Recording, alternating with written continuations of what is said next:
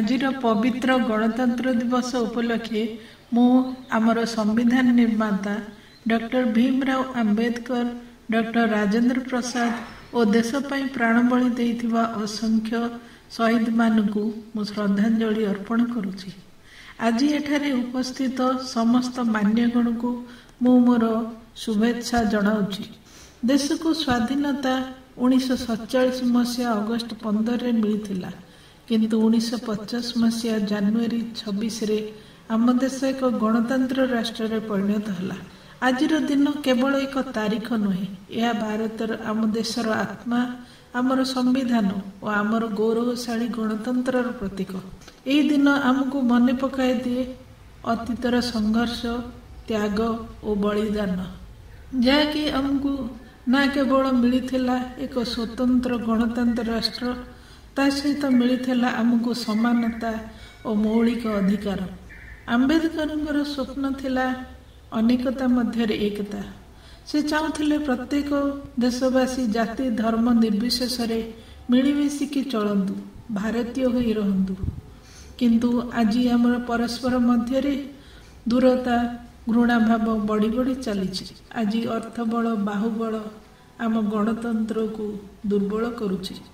उपेक्षित आज जनसाधारण, उपहासित आज गणतंत्र, विकृत आज शासन व्यवस्था, विद्रूपर शिकार आम स्तंभवान, व्यतिक्रम व्यथित विव्रत भारत, बेहत आज सुस्थ समाज। गणतंत्र तीनोटी स्तंभ प्रति सतर्क दृष्टि रखी सत्परामर्श द्वारा सजाड़िबाकु थिबा चतुर्थ स्तंभटी मध्य आज कलुषित। राजनैतिक व्यवस्था और संविधान प्रति श्रद्धा और सम्मान थिला परि जणा जाएनी। आमको आज सतर्क रहिबाकु पड़िबो आतंकवादी ठू। आज आमको सतर्क रहिबाकु पड़िबो जाति धर्म नाम रे हेउथबा राजनीति ठू। आमे आज प्रतिटी क्षेत्र रे प्रगति करिछु। से चंद्रयानर सफल उत्क्षेपण प्रक्षेपण हो बा क्रीडा क्षेत्र रे हो, आमे प्रतिटी क्षेत्र रे आमे सफलता को छुई पारिछु। आत्मनिर्भरशील भारत और मेक इन इंडिया द्वारा आमे विश्व दरबार रे एक स्वतंत्र स्थान अधिकार करछु। या सत्वे आमे हमर मानविकता को हराई बसिछु। आम देश होची संस्कार देश, किंतु आज समाज रे भ्रष्टाचार और अपराध दिन को दिन बढ़ी बढ़ी चली। जहाँ की क्षति होना कहीं आज निज स्वार्थ सिद्धि लगी समस्ते लगी पड़ी। यही कार्य से माने करती जो माने समाज रे निजको आदर्श बोली कहती और पछरु मुखा पिंधि अन्यर अनिष्ट साधन करती।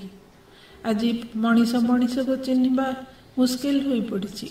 आज जदि ए परिस्थिति आमर अच्छी, तेबे आज मध्य आमर स्वाधीनता अधूरा अच्छी। गणतंत्र दिवस पालन सेबे सफल हम जेतेबेले आमे अधिकार सदुपयोग करने संगे संगे आमे आमर कर्तव्यर मध्य पालन करवा। देशर भविष्यतर सुरक्षा पाई प्रत्येक व्यक्ति सचेतन न हेले आम गणतंत्र केवल भोट केन्द्रिक व्यवस्था होई रही जिवो। नागरिक सचेतनता संविधानर असल रक्षा कवच बोली संविधान सभा आंबेडकर जो घोषणा करथिले तार सफलता पाई कार्य करबा उचित। वर्तमान स्थिति रे परिवर्तन आनिबाकु हेबो, ता मध्य गांधीजी प्रदर्शित मार्ग रे। एही आकांक्षा हासिल पाई काको अपेक्षा करबा परिवर्ते प्रत्येक नागरिक निजको परिवर्तनर सारथी साजी सम्मुख को आसीबा उचित। देशर भविष्यत पाई समस्त मिलिमिशि सत्य अहिंसा मार्ग रे परिचालित होबाक पड़िबो, नचेत आम स्वाधीनता और गणतंत्र परि विपद बढ़ी बढ़ी चलिबो। आसंतु आजिर पवित्र दिवस रे आम पूर्वज माने देखिथिबा स्वप्न को साकार करिबा पई शपथ नै कार्य करिबा। जय हिंद, जय भारत।